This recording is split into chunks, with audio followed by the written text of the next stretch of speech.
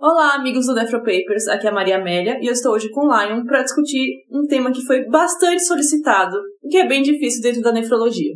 Pois é, gente. Hoje, depois de mais um dia de ambulatório de doença renal crônica na Unifesp, eu e a Maria Amélia nos reunimos para discutir e conversar com vocês a respeito de doença mineral e óssea da DRC. Não sei se vocês sabem, mas a doutora Maria Amélia é coordenadora geral do ambulatório de doença renal crônica da Unifesp e eu sou responsável por todas as primeiras consultas nesse mesmo ambulatório. A gente tentou fugir, mas esse podcast finalmente saiu. Exatamente. É um tema complicado e, por ser exatamente muito complexo, a gente optou por dividir a discussão desse assunto em 2 podcasts. Nesse primeiro podcast, a gente vai falar sobre os conceitos principais, definição, fisiopatologia, diagnóstico laboratorial e o manejo inicial. E a gente pensou em fazer um segundo podcast em que a gente vai discutir, por meio de caso clínico, manejo caso a caso, uma coisa um pouco mais prática, mas depois de ter alinhado todos esses conceitos mais teóricos com vocês. Então, começando pela definição. O que viria a ser a doença mineral e óssea dentro da doença renal crônica? A doença mineral e óssea da DRC é uma síndrome clínica, uma doença sistêmica que se manifesta por uma ou mais das seguintes alterações. 1. A alteração no metabolismo do cálcio, fósforo, paratormônio e vitamina D. 2. Anormalidade da remodelamento, mineralização, volume, crescimento e resistência óssea. E 3. Calcificação vascular ou de outros tecidos.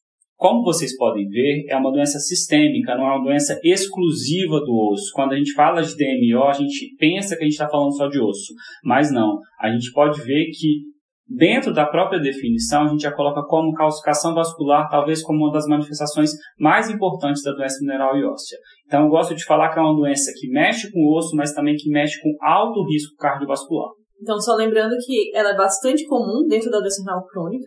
Muitos pacientes, principalmente com a queda da taxa de filtração glomerular, vão desenvolver essas alterações. E ela é um fator de risco tanto para fraturas quanto para eventos cardiovasculares. Lembrando que antigamente a gente tendia a denominar essa alteração como osteodistrofia renal, mas que não é o nome mais correto para isso. A osteodistrofia seria consequente de alterações histológicas, portanto um diagnóstico feito por biópsia. Então, quando a gente fala de osteodistrofia renal, a gente só pode usar esse termo quando a gente tem uma biópsia na nossa mão, porque a gente está falando de alteração histológica óssea relacionada à perda de função renal. Quando a gente fala de DMO-DRC, a gente está falando de qualquer alteração bioquímica, hormonal, de osso ou de calcificação vascular. É um termo muito mais complexo. Cada vez mais, a gente tem falado de osteoporose na DRC, porque os nossos pacientes estão ficando mais idosos, porque a gente tem cada vez mais doente renal crônico e porque cada vez mais a gente tem utilizado densitometria óssea na população com doença renal crônica. Então, o termo osteoporose é um termo bastante genérico que reflete uma perda da resistência óssea com aumento de fragilidade, aumento do risco de fratura óssea. Mas, por definição, a osteoporose é isso. Mas o diagnóstico de osteoporose ele vai estar atrelado ao uso da densitometria óssea. A densitometria, por sua vez, para a gente pensar nessa população, seria um exame utilizado para homens maiores de 50 anos, mulheres menopausadas ou pacientes com fatores de risco. Então, para essa população, a gente vai utilizar o T-score, sendo o diagnóstico de osteoporose um T-score menor que 2,5. Para a população que não se enquadra nessa população que a Maria Amélia falou, aquela população que não é menopausada, não é homem com mais de 50 anos ou que não tem fator de risco, a gente não usa o T-score na densitometria óssea. A gente usa o Z-score e a gente chama de baixa massa óssea quando o Z-score está menor que -2. Então, só trocando miúdos aqui, a gente usa o termo osteoporose como um termo genérico, mas ele está muito atrelado a um defeito quantitativo do osso. Já na DMO-DRC, a gente tem um defeito que é predominantemente qualitativo, que envolve remodelamento, mineralização, defeito de microarquitetura, mas que muitas vezes também tem um defeito quantitativo, porque a população com DRC, ela compartilha diversos fatores de risco relacionados à baixa massa óssea, como, por exemplo, a idade avançada, o diabetes, o hipogonadismo, a menopausa precoce, o uso de corticoide. Então, esse termo ele é muito mais complexo e está diretamente relacionado à doença e evento cardiovascular. Além do risco aumentado de fraturas, que a população, como o Lion falou, uma população que tem fatores de risco para desenvolver osteoporose, ela também tem um fator de risco independente para desenvolver doença cardiovascular, certo? Exato. A DMO-DRC é um fator de risco adicional a todos aqueles fatores de risco que a gente já vê na população com DRC. Falando então de definição, acho que ficou claro o que é DMO-DRC, o que é osteoporose, o que é osteodistrofia renal. A gente vai falar um pouco sobre a fisiopatologia. E por que a DMO-DRC ela acontece? Por que um defeito mineral e ósseo acontece na população com DRC? Porque o rim ele faz 3 grandes funções. A primeira função, ele faz reabsorção de cálcio tubular. Segunda função, ele faz excreção tubular de fósforo. E a terceira função, ele é o principal órgão que tem a enzima 1-alfa-hidroxilase responsável por converter a 25-hidroxivitamina D em 1,25-dihidroxivitamina D. Converter o calcidiol em calcitriol, que é a vitamina D ativa. Então, isso a gente pensando na função do rim normal, certo? Ele vai ser responsável, de fato, por essa parte do metabolismo ósseo, uma parte importante do metabolismo ósseo. Pensando na doença renal crônica, o que vai acontecer? Então, uma das primeiras coisas que acontecem é que a gente vai ter um pool de fósforo maior, certo? Então, embora até um estágio mais avançado a gente não tenha um fósforo sérico maior, já em estágios mais anteriores, ou seja, mais precoces, a gente tem um pool corporal de fósforo aumentado e, com isso, a gente vai ter uma fosfatúria maior. Então, esse é o ponto 1. Então, junto com a DRC, vem o aumento da carga de fósforo corporal. O segundo ponto é que, junto com a DRC, vem uma queda da vitamina D sérica. Isso acontece predominantemente por 3 motivos. O primeiro motivo eu já disse, que a deficiência de massa renal está relacionada a uma falta da 1-alfa-hidroxilase, então dessa conversão de vitamina D em vitamina D ativa. O segundo motivo é que a elevação do fósforo sérico também inibe a atividade da 1-alfa-hidroxilase. E o terceiro motivo é que o FGF23, que é um outro hormônio relacionado ao metabolismo mineral e ósseo que está elevado na DRC, ele também inibe a atividade da 1-alfa-hidroxilase. Então, eu perco massa renal e a 1-alfa-hidroxilase que eu tenho, ela ainda está inibida por outros fatores. Com isso, cai a vitamina D no sangue. Então, a gente já tem alguns motivos para ter um hiperparatireoidismo, pensando nesse paciente com doença renal crônica. Então, eu tenho um aumento desse fósforo. 2, eu tenho a redução da produção da vitamina D, principalmente em sua forma ativa. E o que acontece com o cálcio? Na maioria das vezes, o cálcio na doença renal crônica está normal. Nas fases mais avançadas da DRC, a gente vê aí até em 20% dos pacientes com DRC com menos de 15 de taxa de filtração, pode haver hipocalcemia. E o cálcio sérico ele cai por 2 grandes motivos no sangue, na pessoa com DRC. O primeiro motivo é porque o fósforo está alto, isso quebra o cálcio sérico. E o segundo motivo, essa deficiência de vitamina D ativa diminui a absorção intestinal de cálcio. E a gente sabe que o cálcio baixo no sangue é o principal estímulo para a produção de PTH. Então, a gente tem um hiperparatireoidismo que é secundário à perda de função renal, que acontece por 3 estímulos principalmente. Aumento do fósforo, diminuição da vitamina D e a diminuição do cálcio sérico. Então, esse estímulo continuado à produção do PTH, ela vai levar a alterações na glândula paratireoide. Então, inicialmente, a gente tem uma hiperplasia difusa e, posteriormente, dentro da paratireoide, pode desenvolver regiões que formam nódulos autônomos. Quando a gente tem essa hiperplasia difusa, que seria muitas vezes uma situação mais inicial, meu tratamento costuma ser mais efetivo do que nessa fase mais avançada, quando eu tenho esses nódulos que vão agir de forma autônoma.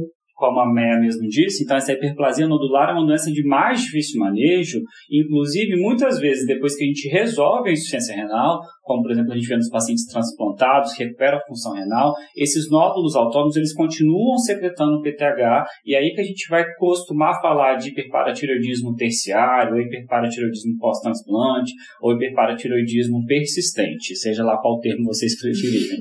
Então, acho que da fisiopatologia a gente conseguiu pincelar o que há de mais importante. A gente tem que lembrar que hoje em dia tem se falado cada vez mais do FGF23, que é uma fosfatonina que é secretada pelo osteoblasto e pelo osteócito, que também tem papel fosfatúrico. Então, o FGF23, ele, dentre os biomarcadores da doença mineral e óssea da DRC, talvez seja o marcador mais sensível, porque ele começa a se elevar já a níveis iniciais de perda de função renal. Já na DRC estágio 3A, a gente já vê níveis elevados de FGF23. Geralmente, o PTH começa a se elevar ali quando a taxa de filtração cai abaixo de 45, o fósforo vai se elevar geralmente com taxa de filtração abaixo de 20, e o cálcio a gente vê que eventualmente a gente tem hipocalcemia, não é uma alteração, como eu já falei, tão frequente. Então, Meia, você pode falar um pouquinho quais são as manifestações clínicas que a DMO-DRC pode causar?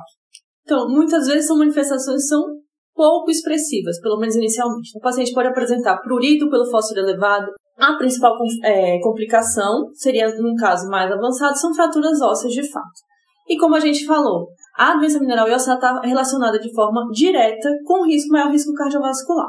Então, não seriam só manifestações do esqueleto, né? Eu posso ter manifestações também cardiovasculares com alterações miocárdicas, inclusive. Então, o paciente tem mais risco de desenvolver morte súbita e fazer arritmias. Só para a gente citar, a gente sabe que o risco de fratura num paciente que tem DRC em tratamento conservador, taxa de filtração abaixo de 60, é 2 vezes maior do que uma pessoa com a mesma idade e com função renal normal. E esse risco chega a ser 4 vezes quando eu comparo paciente em hemodiálise e paciente com função renal normal. Para a gente ver o impacto da DMO-DRC no risco de fratura. E lembrar que a calcificação vascular, que é o grande marcador da DMO-DRC no aparelho cardiovascular, ela é um fator de risco independente para evento cardiovascular, para hospitalização e para mortalidade no paciente com DRC. A gente está falando de uma doença que vai levar muita calcificação extraóssea. Então, o extremo disso também seria o desenvolvimento da calcifilaxia. É verdade. A gente costuma ver com pouca frequência. Eu acho que eu vi 1 ou 2 casos. Não sei Graças a Deus. Não é fácil manejar, né?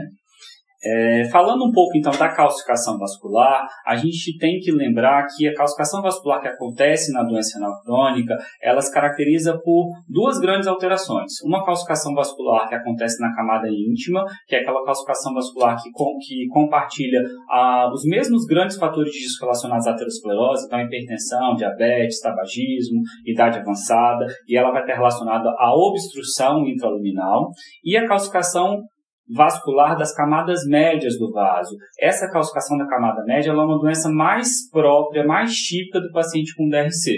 É como se a célula muscular lisa sofresse uma mudança fenotípica e tomasse um pouco de característica de célula de osso. Ela começa a formar osso dentro do vaso. Isso faz com que o vaso ele fique mais duro, cria uma maior pressão de pulso, uma maior pós-carga, levando à hipertrofia de ventrículo esquerdo e maior risco de arritmia cardíaca.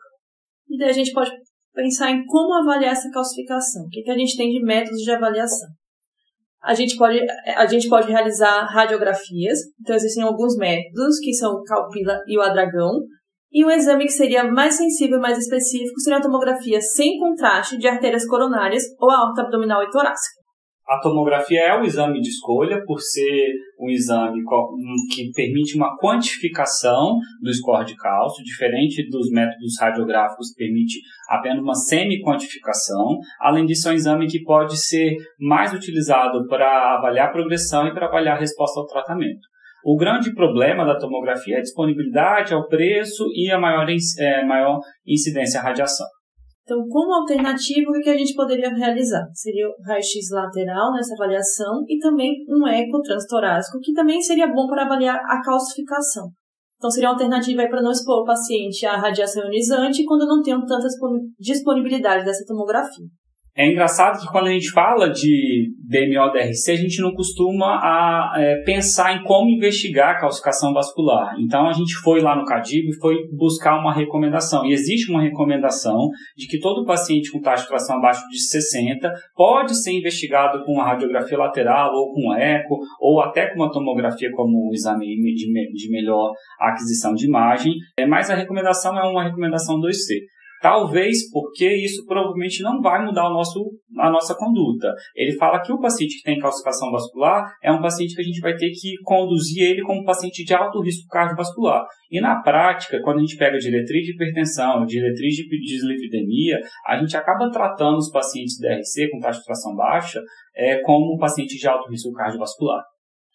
Então, só pensando que a gente está falando muito de calcificação, e como a gente tinha falado anteriormente, a maioria dos pacientes eles podem apresentar um cálcio ou normal ou até um pouco baixo. Então, a recomendação do cardíaco é que os pacientes que têm uma hipocalcemia leve e assintomática, essa hipocalcemia ela pode ser tolerada, uma vez que a gente quer evitar da suplementação com cálcio. Perfeito. Então, acho que a gente já falou um pouco sobre calcificação vascular, sobre a importância diagnóstica, a importância prognóstica, como fazer esse diagnóstico, para quem. E agora a gente vai focar no diagnóstico da doença própria do osso, quando a gente fala de DMO-DRC. Então, relembrando, a gente falou que o paciente com DRC ele tem um defeito que é qualitativo, porque envolve mineralização, remodelamento, defeito de microarquitetura, mas também quantitativo. E, portanto, o padrão ouro para o diagnóstico da DMO-DRC é a biópsia óssea com histomorfometria.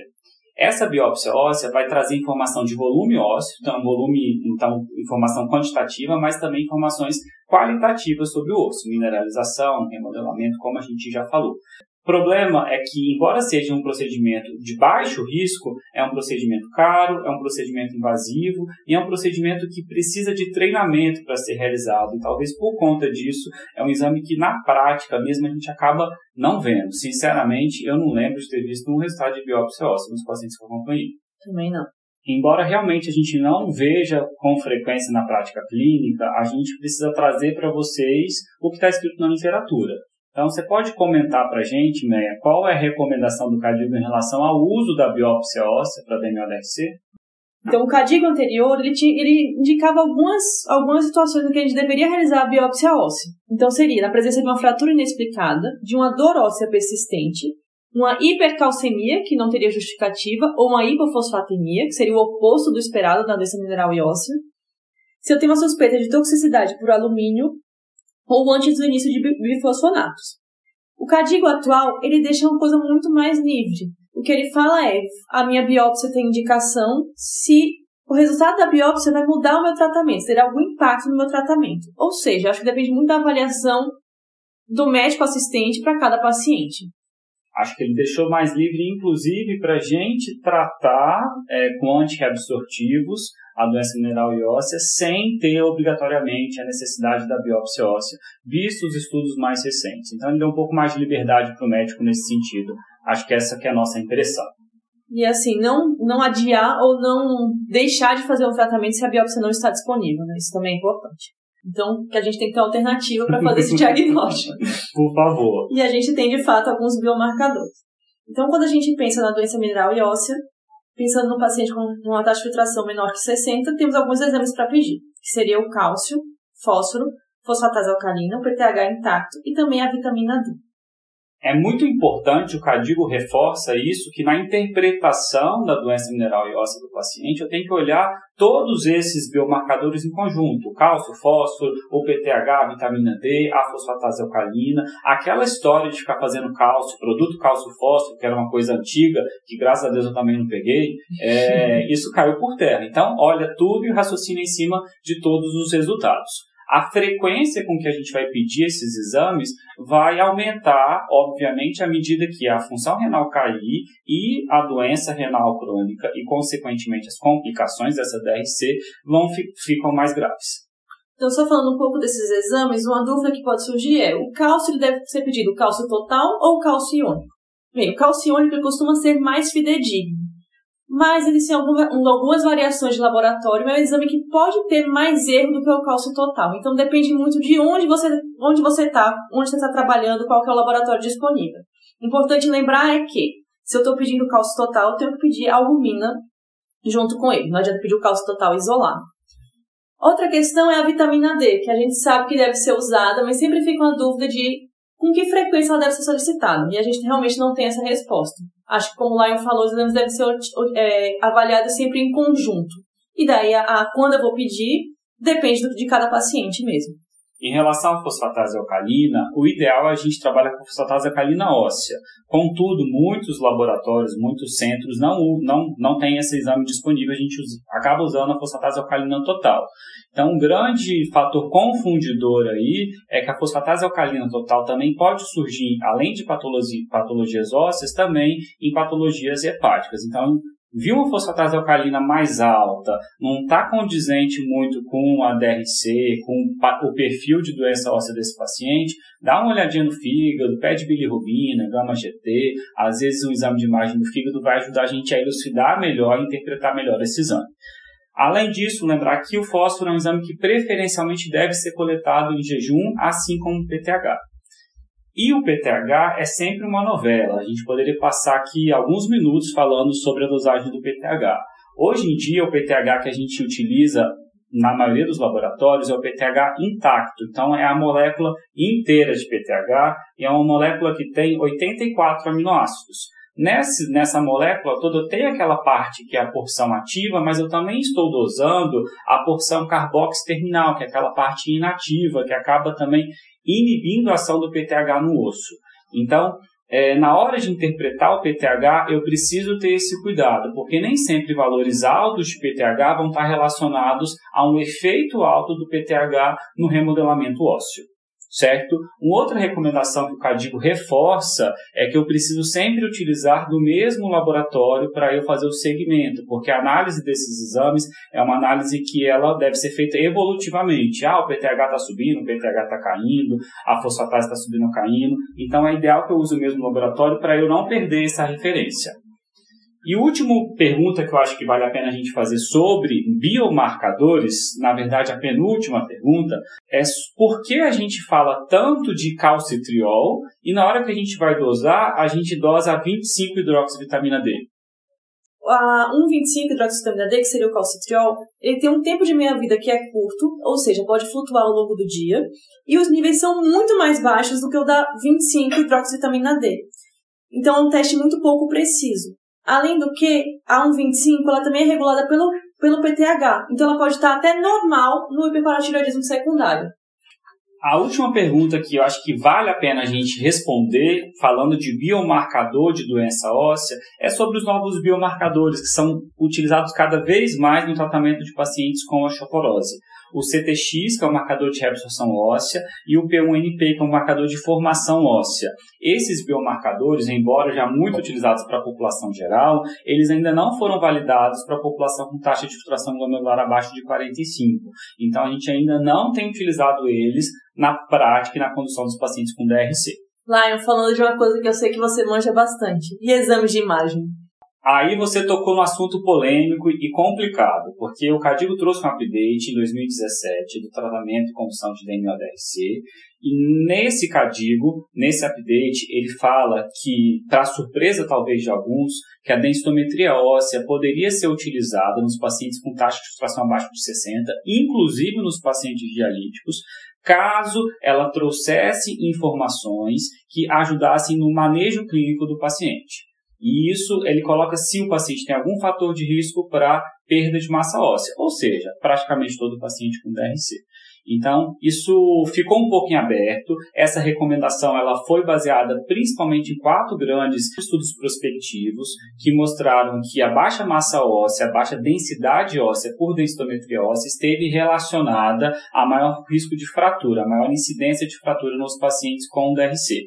Além disso, saiu uma subanálise de um grupo em tratamento conservador com taxa de filtração glomerular reduzida, mas que quase todo mundo era DRC estádio 3, a gente tinha poucos DRC estádio 4 que usava risedronato, que mostrou que o uso também teve relação a uma estabilização, uma melhora da densidade óssea avaliada por densitometria. Então a densitometria começou a ganhar um pouco mais de liberdade, mas eu acho que a gente ainda precisa entender, a gente precisa ter um pouco mais de cuidado, principalmente porque é um exame que é bidimensional. Quando a gente fala principalmente de coluna lombar, a gente pode ter algumas calcificações vasculares, alguns artefatos que podem atrapalhar a interpretação desse exame. E além disso, a gente ainda não sabe o quanto que a gente tem de disponibilidade de usar bisfosfonato nos pacientes com taxa de filtração abaixo de 30. O denosumab, cada vez mais a gente vem utilizando, mas a gente sabe que é uma droga que não pode ser descontinuada sem a associação de um bisfosfonato pelo efeito rebote, de queda de densidade óssea. Então, eu acho que ainda a gente precisa ter um pouco mais de cuidado na hora de pedir, de interpretar e de tratar os nossos pacientes. A gente falou de muita coisa do diagnóstico, fisiopatologia, quadro clínico, e agora vamos para a parte que interessa, né? Como que a gente vai tratar? Então, antes de tudo, só relembrando que a gente não vai focar a nossa discussão no tratamento da osteoporose, no tratamento da densitometria óssea. Fazendo um breve resumo, eu acho que hoje a gente encara o paciente com DRC 3A e 3B, aquele com 30 a 60 de taxa de filtração, a gente acaba usando com maior frequência a densitometria, a gente tem um pouco mais de liberdade e embasamento para tratar essa osteopenia, osteoporose do paciente. Agora, com menos que 30, eu acho que ainda é um cenário muito nebuloso para a gente tomar condutas. O nosso foco vai ser em tratar a doença qualitativa, usar as alterações bioquímicas e hormonais relacionadas à perda de função renal. Então, basicamente, a gente tem 3 pilares do tratamento do hiperparatireoidismo secundário. O primeiro é o controle do fósforo. O segundo é o tratamento e suplementação da vitamina D. E o terceiro pilar é o controle e o tratamento da secreção inapropriada de PTH, ou PTHs muito elevados ou PTHs indevidamente suprimidos. E acho que isso tem muito sentido, né? No começo a gente fala aqui, o que vai levar a tudo isso é um fósforo que está inadequado, uma hiperfosfatemia, ou pelo menos um pool de fósforo corporal aumentado. Pensando nisso, o que a gente vai fazer para o controle do fósforo? Para os pacientes que estão em tratamento conservador, é importante a gente ter uma restrição proteica. Então, a restrição que é indicada é de cerca de 0,6 a 0,8 grama por quilo. E a injeção de fósforo nos pacientes que têm um fósforo aumentado, uma hiperfosfatemia ou um PTH aumentado, essa injeção não deve ser superior a 700 mg por dia. Só reforçando que a recomendação proteica atual do CADOC de 2020 para o paciente não diabético em tratamento conservador é 0,55 a 0,6 grama por quilo dia. E para o diabético é essa que era aquela recomendação mais antiga de 0,6 a 0,8 grama por quilo dia de proteína. Essa restrição proteica aí dá muita briga, mas a gente não vai entrar nela hoje. É o que está na diretriz, na verdade, né? Na prática, a gente acaba individualizando, considerando sarcopenia. Lembrar que essa restrição proteica ela é recomendada para os pacientes que estão metabolicamente estáveis. Então, isso leva em consideração inflamação, internação, perda de massa muscular, perda de peso. Então, precisa de uma análise muito mais complexa do que um número mágico. Pensando nos pacientes que estão em diálise, a gente não vai restringir proteína como no conservador, né? Então, o consumo deveria ser de 1 a 1,2 gramas por quilo, mas a gente vai ter que restringir o fósforo. Então, a indicação da restrição de fósforo na diálise seria de 800 a 1.000 gramas de fósforo por dia. O que é alimento que tem fósforo? Basicamente, todo alimento que é rico em proteína. Então, é muita coisa que tem fósforo. O que é orientação é a gente tentar dar mais qualidade dessa proteína. Então, uma coisa importante, além do valor do fósforo isolado, da proteína isolada, seria dar alimentos que tenham uma boa relação entre proteína e fósforo.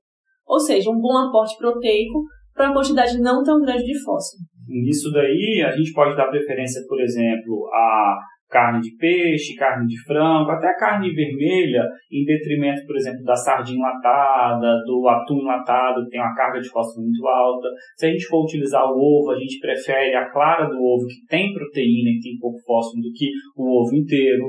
A gente tem alimentos que não tem proteína e tem alto teor de fósforo, como, por exemplo, o chocolate. Então, o chocolate é uma bomba de fósforo. O refrigerante à base de cola é uma bomba de fósforo, a Coca-Cola, a Pepsi-Cola, etc. E a gente tem aqueles alimentos que ficam ali no meio do caminho, como os derivados do leite, como, por exemplo, os grãos, que são alimentos que têm proteína, mas também têm um teor de fósforo elevado. A gente precisa consumir com alguma moderação. E a gente pode falar também da qualidade desse fósforo, né? O fósforo de produtos que são vegetais, grãos, ele é um pouco menos absorvido do que esse fósforo industrializado. Então, vale pensar muito no fósforo que é adicionado aos alimentos. Por exemplo, macarrão, que é macarrão instantâneo, tem muito fósforo, esse fósforo é muito absorvido. O próprio chocolate e refrigerantes à base de cola, como o Lion tinha falado. Então, são os famosos aditivos de fósforo, né? Então, esse daí a gente tem que passar longe. É produto industrializado, que não tem qualidade nutricional, né, adequada, e tem alto teor de fósforo de má qualidade ainda. A gente coloca na sacola aí o biscoito recheado, o miojão, né? Você já falou do miojo. Miojo tem bastante fósforo. Gelatina tem muito aditivo de fósforo. E, por exemplo, falando do leite, é só um detalhe, assim, aquele leite longa vida ele tem mais fósforo por aditivo do que o leite que é o mais natural mesmo. A gente está arranhando aqui, ousando falar um pouco de orientação nutricional, mas a grande dica é, indiscutivelmente, esses pacientes que têm doença renal mais avançada e, consequentemente, mais risco de hiperfosfatemia, eles precisam do acompanhamento conjunto do nutricionista. Eles fazem toda a diferença no segmento, na qualidade de vida e no desfecho prognóstico dos pacientes. E a gente vai indicar, ou seja, a nutrição vai indicar a dieta, na verdade, e o que pode ajudar também quando a gente não consegue atingir níveis normais de fósforo com a dieta são os quelantes. Então, basicamente, a gente tem que tirar da comida, se a gente não consegue restringir tanto da comida, e nem sempre a gente vai restringir, a gente dá o quelante para não reabsorver. E lembrar que o outro ponto é aumentar a excreção. Como o rim não funciona, a gente não consegue aumentar isso. Se o paciente está fazendo diálise, a gente tem que garantir que esse paciente tem uma dose adequada de diálise. Então, olhar para o KTV, olhar para a função residual e garantir que esse paciente está bem dialisado. Pensando nos quelates do fósforo, a gente tem duas classes, digamos assim, que seriam os à base de cálcio, dentre eles o carbonato de cálcio, o acetato de cálcio. O carbonato ele tem um baixo poder quelante, tem muito cálcio em sua formulação, então ele preferencialmente deveria ser evitado, já que a gente não quer dar esse aporte de cálcio tão grande e precisaria de uma medicação com melhor poder de quelante. O acetato ele tem menos cálcio na composição e tem um poder quelante que é moderado. Pensando nos quelantes que não são à base de cálcio, a gente tem o Sevelamer, que tem um poder quelante também moderado, é uma boa medicação. Desvantagem seria o preço elevado, é uma medicação que é conseguida com um alto custo, e também alguma intolerância gastrointestinal. Os pacientes reclamam muito de constipação, principalmente. Tem relato de náusea, tem relato de flatulência, até de diarreia, mas na prática mesmo a grande queixa é a constipação. E a grande vantagem do Sevelamer em relação aos à base de cálcio é diminuir o risco de hipercalcemia e principalmente diminuir o risco de calcificação extraóssea, né? A calcificação vascular de outros tecidos, como a gente já falou. Ainda em relação aos quelantes, acho que outra orientação que é importante falar é que não adianta dar quelante em qualquer horário. Ele vai quelar, de fato, o fósforo que está sendo ingerido. Então, lembrar que o quelante deve ser dado junto com as refeições que são ricas em fósforo, né? Tem que ter algum fósforo na dieta para fazer sentido dar quelante. Isso é diferente porque às vezes a gente usa carbonato de cálcio como suplemento de cálcio e carbonato de cálcio como quelante de fósforo. E aí o momento de administração do carbonato de cálcio muda. Quando a gente quer dar como quelante, tem que ser junto com a comida. Quando a gente quer dar como suplementação, a gente acaba deixando fora da comida pelo menos uma hora antes ou pelo menos 2 horas depois da refeição, porque a gente sabe que a absorção do cálcio é maior com o trato gastrointestinal vazio. Então, a gente falou sobre controle de fósforo, agora a gente vai falar sobre o segundo pilar, que é a suplementação de vitamina D. Como a gente já falou anteriormente, a gente dosa 25-hidroxivitamina D. E todo doente renal crônico é considerado um doente de risco para fratura. Então, portanto, nosso algo recomendado é manter uma 25-hidroxivitamina D acima de 30. Valores abaixo de 30 devem ser suplementados. Então, controlar fósforo e controlar vitamina D é para todo mundo. Isso tem benefícios cardiovasculares, tem benefício ósseo, tem outros benefícios talvez aí que a gente nem conheça. Então, sempre manter os valores de 25-hidroxivitamina D acima de 30. Então, a gente tem, em relação à vitamina D, a gente usa alguns parâmetros, né? Como o Lion falou, ela deve ser mantida acima de 30, mas a gente poderia chamar de uma deficiência de vitamina D quando essa 25-hidroxivitamina D está abaixo de 15 e uma insuficiência quando está de 16 a 30. Como a gente vai repor essa vitamina D também é bastante questionável. Existem várias formas de reposição. Então, há quem prefira fazer como se fosse um pulso entre ácidos de vitamina D, ou seja, uma dose mais elevada quando a vitamina D está abaixo de 15, por um período de 4 a 8 semanas, e depois deixar uma dose que seja uma dose de manutenção. Então, o que é proposto? Deixar, por exemplo, 50.000 unidades por semana por 4 a 8 semanas e depois deixar uma manutenção de 14.000 unidades por semana. Mas isso varia muito e o importante é manter esse nível de vitamina D acima de 30 mesmo. E é importante a gente ter cuidado de acompanhar e repetir o exame regularmente, porque às vezes a gente, com cada vez mais frequência, a gente vê pacientes usando doses elevadas de reposição de vitamina D, sem um controle adequado, fazendo intoxicação por vitamina D, hipercalcemia e lesão renal aguda. Então, suplementa e acompanha. Lembrar que não é uma regra mágica, cada paciente acaba respondendo de uma forma aí. E, por fim, o último pilar é o tratamento da secreção inapropriada de PTH. Como a gente já falou, os 2 primeiros passos é para todo mundo. E esse terceiro passo ele vai ser para aqueles pacientes que a gente julgue que o PTH está ou muito elevado ou inadequadamente muito baixo. Então, qual é o valor ideal de PTH? Quando a gente fala de paciente dialítico, a gente tem lá no CADIGO uma recomendação que é um pouco mais congelada. A gente fala de 2 a 9 vezes o limite superior da normalidade. Então, considerando que o valor de referência laboratória é de até 65, isso gira em torno de 130 a 560, mais ou menos. Esse é o valor desejado de PTH para o paciente em diálise. Para o paciente fora da diálise conservador, esse valor ele não está escrito no CADIGO porque ele está escrito como desconhecido. Por que isso acontece? O que a gente começou a ver é que para pacientes com o mesmo valor de PTH, por exemplo, pacientes com 300 de PTH, eu tinha pacientes que tinham alto remodelamento e pacientes com 300 de PTH que tinham doença de baixo remodelamento. E isso acontece porque a resposta do osso à ação do PTH no paciente com doença renal crônica, ela é variada, ela depende de vários outros fatores que vão influenciar. Por exemplo, a gente sabe que o PTH que a gente dosa é o PTH intacto e a gente tem aquela porção carboxy terminal que está elevada no paciente com DRC e essa porção ela tem uma função que é inativa. Na verdade, ela até aumenta a resistência do osso à ação do PTH ativo, vamos dizer assim. Além disso, a gente tem um ambiente urêmico, a gente tem um ambiente com acidose, um ambiente com inflamação e tudo isso gera resistência do osso à ação do PTH. E, além disso, eu tenho diminuição de receptores de PTH no osso. Então, tudo isso faz com que a resposta do osso à ação do PTH vai ser variada. Eu vou ter pacientes com alto remodelamento, que são aqueles que vão ter ação de osteoclasto, de osteoblastos em excesso, e pacientes com baixo remodelamento, aqueles que vão estar com osteoblasto e osteoclasto dormindo lá. Então, pessoal, para quem está ouvindo o podcast até agora, essa é a realidade. A gente não tem resposta mesmo para o valor do PTH.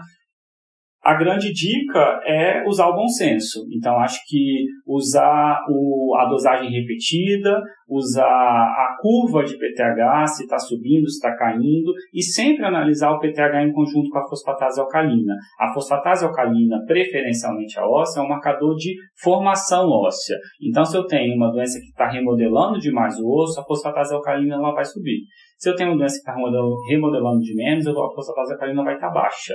Então, PTHs que estão em níveis crescentes associados a uma curva ascendente também de fosfatase alcalina, essa paratireoide está secretando muito PTH, eu estou desenvolvendo doença de alto remodelamento e para essa paciente eu vou precisar suprimir a ação da paratireoide. PTHs que estão quietinhos, com fosfatase alcalina normal, talvez é melhor deixar quieto. Talvez se eu tratar esse PTH que está de 300, eu vou piorar a doença óssea desse paciente porque ele não tem uma doença de alto remodelamento. Então, acho que eu sempre falo assim, eu acho que a gente precisa ter bastante substrato, se convencer para a gente tratar, porque se a gente trata em dúvida do que realmente está acontecendo, existe uma chance razoável da gente estar mais atrapalhando do que ajudando o paciente. Então, pelo que você está falando, que a gente já falou aqui, o PTH isolado ele não vale de muita coisa.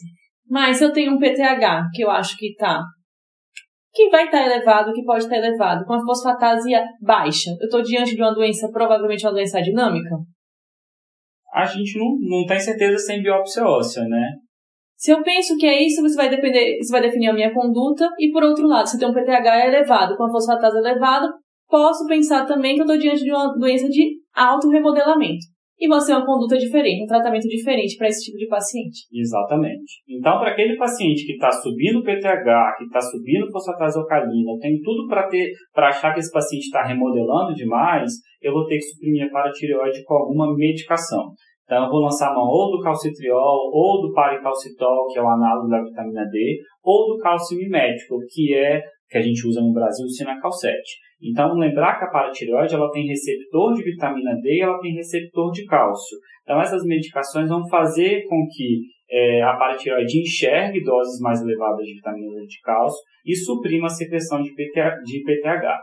A escolha de um ou de outra vai depender um pouco do perfil de efeito adverso.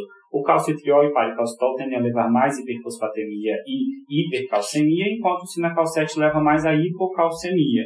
Muitas vezes a gente usa a combinação dos dois tratamentos, isso principalmente nos pacientes em diálise que têm hiperparatireoidismo secundário um pouco mais grave, porque um efeito adverso acaba balanceando o outro. A grande limitação, sem dúvida, é a hiperfosfatemia.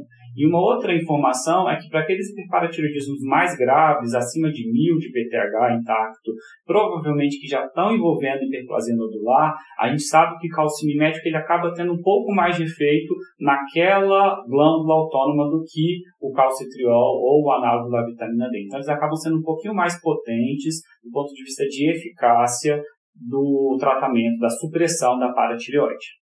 E se eu estou diante de um paciente com PTH muito baixo, fosfatase alcalina muito baixa, provavelmente diante de uma doença óssea dinâmica, o que a gente faz, Meia?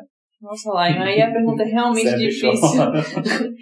Se a gente tem dúvidas ainda em relação ao tratamento com alto remodelamento, com baixo remodelamento a doença dinâmica é mais difícil ainda. Às vezes eu consigo controlar, por exemplo, mudar o banho do paciente em diálise, mas um tratamento conservador... Não tem... A ideia é tiro tudo, né? Então, se ele está tratando alguma coisa, eu tiro, né? Se ele está suprimindo a paratireoide, calcitriol, paracastol, tiro tudo. E o mais importante, eu acho que é dar um aporte de cálcio mais baixo para esse paciente. Se ele está usando suplemento, tira. Se ele está usando com banho de cálcio de 3, a gente coloca banho de cálcio de 2,5, porque eu quero, de alguma forma, fazer com que essa paratireoide ela volte a acordar, certo? Então, é uma doença mais difícil de tratar, eu diria, do que um hiperparatireoidismo não complicado, secundário, assim, uma doença de alto remodelamento não muito grave, vamos dizer assim. A má notícia é que a doença dinâmica ela parece ter uma prevalência que vem aumentando. Talvez um pouco por nossa causa também, que está dando... Iatrogênica. Isso, está dando cálcio a mais e tratando demais o paciente muitas vezes. Então, uma outra coisa que na prática a gente precisa ter essa noção é que eu estou tratando um paciente que tem hiperparatireoidismo secundário com provável alto remodelamento, o PTH está de 800, eu começo a dar ou calcitriol, sinacalcete, o PTH foi para 500, na próxima 300, eu já tenho que parar o remédio, ou diminuir a dose do remédio. Porque se eu não mexer na minha conduta, na próxima o PTH vai estar de 150 ou vai estar de 100, e aí induzir uma doença óssea dinâmica que basicamente não tem tratamento. Eu tenho que esperar essa paratireoide e esse osso acordar aí, né? Acho que é mais ou menos isso, né, Meia? Acho que sim. A gente vai deixar detalhes do tratamento, como dose de medicação, efeito adverso de medicação, PTX, para a gente discutir de uma forma mais prática em alguns casos clínicos num próximo encontro nosso. Obrigada, pessoal, por terem ouvido o podcast até aqui e até o próximo. Até a próxima. Esse podcast tem o objetivo de educação médica. As informações aqui prestadas exprimem as opiniões dos seus integrantes no momento da gravação. Não esqueça que a medicina é uma ciência que muda constantemente. Não utilize as informações ouvidas aqui como conselhos médicos para si ou para outros. Em caso de necessidade, procure opinião médica direcionada.